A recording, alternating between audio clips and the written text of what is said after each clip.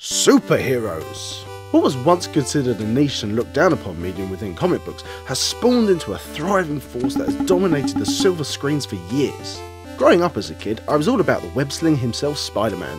The animated series in the mid-90s was my initial introduction to the Spider-Man universe, and after hearing that incredible theme song for the first time, I was all in. And it was only a matter of time before I invested some well-earned pocket money into some Spider-Man video games. When people think about the plethora of Spider-Man games, the one that comes to mind most of all is the open world movie game Spider-Man 2, and it is a fine game. But what I want to talk about today is one of my absolute favourite games from my childhood, simply called Spider-Man on the PS1, or as it's better known amongst its fans as Spider-Man 2000. We have Neversoft to thank for this little gem, the guys behind the Tony Hawk series and later entries into the Guitar Hero franchise.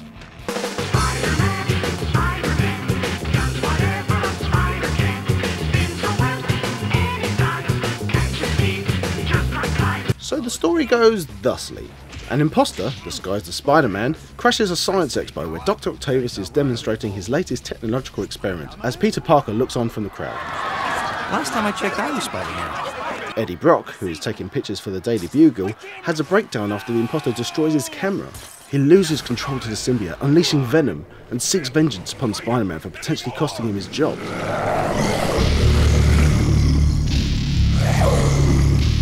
Again, innocence falls prey to the evil of Spider-Man.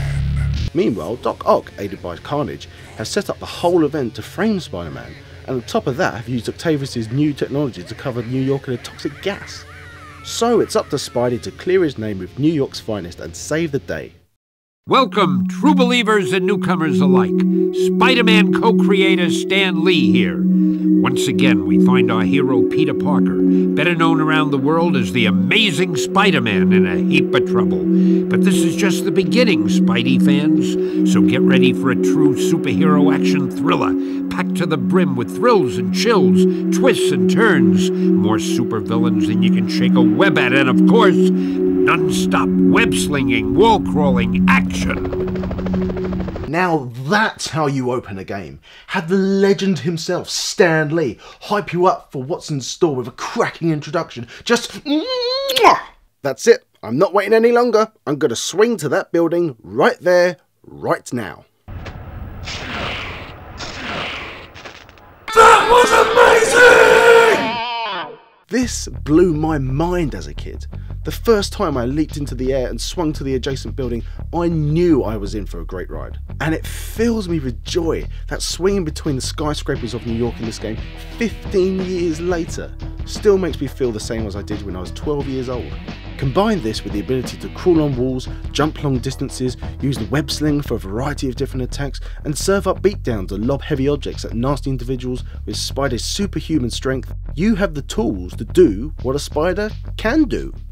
At first glance, this game may seem to be fairly straightforward, but oh no. The scale of this game is massive and incredibly impressive for a PS1 game. The game isn't afraid to throw you into situations that change up the gameplay. From an action-packed chase sequence from the NYPD across the city's rooftops, to a game of hot and cold hide-and-seek with Venom in a maze down in the sewers. Warmer? Ah, you're on fire, baby. These changes of pace within each chapter kept me interested and wondering what me and old webhead here were in for next. One of the main highlights in this game for me was the epic boss fights with some of Spider-Man's greatest foes throughout the years. Each boss is fun and some of the later battles are quite challenging. The last level with Doc Ock after the symbiote has taken over him is still one of the most tense and heart-pounding chase sequences I've ever played.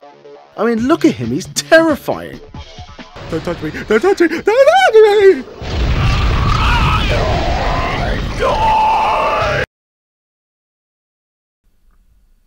Well, that's me scarred for life. Visually, this game looks fantastic. Each area is interesting and varied, with their own colour schemes and atmosphere. The colours are bright and seem to pop off the screen, mirroring the glossiness of the comic books exceptionally well. Spider-Man and Co.'s personalities are captured perfectly, and the characters just ooze through the screen, with the aid of their highly detailed character models and some top-notch voice acting to help bring them to life. Saying that, the characters in this game do seem to suffer from a condition I like to call PS1 face. But what are you gonna do? It's a PS1 game, for crying out loud.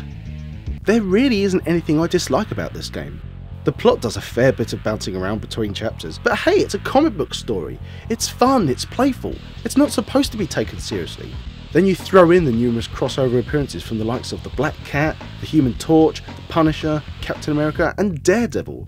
Hey, come on, Daredevil's cool, forget about that nonsense. The story is a blast, and it's pure fan service at its absolute best. Even little touches like these original comic book illustrations for each chapter just go to show how much passion and care the guys at Neversoft put into this game. And to all you viewers out there that actually played this game, you all did this at some point. Kid mode. Kid mode. Kid mode. I'd go as far as to say as this was the Arkham Asylum of its time by setting the standard of what a video game based on a comic book character should strive to be. From the moment you start playing and swing to the first building, through to the final showdown with Monster Rock, this game makes you feel like Spider-Man. And that's exactly what a superhero game should do. And thank you, true believers and fellow preserves, for tuning in. If I could be so cheeky and ask you to like this video and maybe leave a comment, I'd really appreciate the support. Also, here are some of my other videos if you want to check those out. And hey, consider subscribing if you like what you see. Thanks again and see you all soon.